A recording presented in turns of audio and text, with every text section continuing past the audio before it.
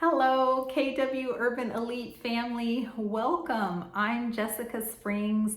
I'm an agent in the office. I've been with the KW family for about a year and a half and so thrilled to be with the KW family and so thrilled to kick off our first Equity and Inclusion Committee newsletter.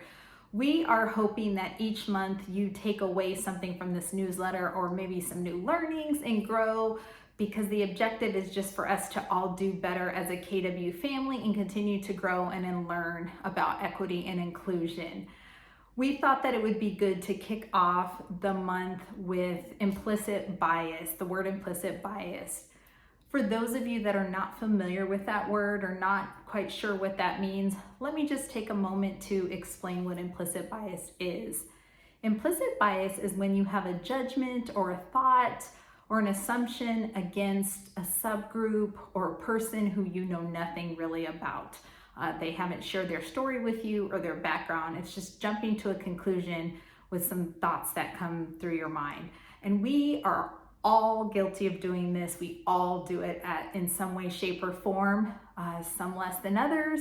At its worst, it happens all day. At its best, hopefully, you're mindful of it and it becomes less and less. And that's the goal, is to become mindful of when you are being implicitly biased and stop yourself from jumping to those assumptions and jumping to those stereotypes. And I do caution that implicit bias is not just what's perceived as negative. It can be also things that are perceived as positive.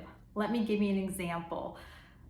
Some people may say, well, they may meet someone and think, gosh, that person's got to be smart because they're part of this subgroup, or that person can cook well because they're part of that subgroup. That may or may not be true. We don't know if that's a stereotype because you have not talked to that person to find out. So I just encourage you to be mindful of jumping to these thoughts and conclusions when you meet someone, and let them share their story if they have that opportunity.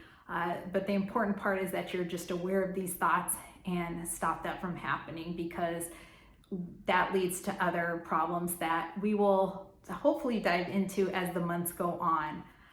For now, I will just leave you with that.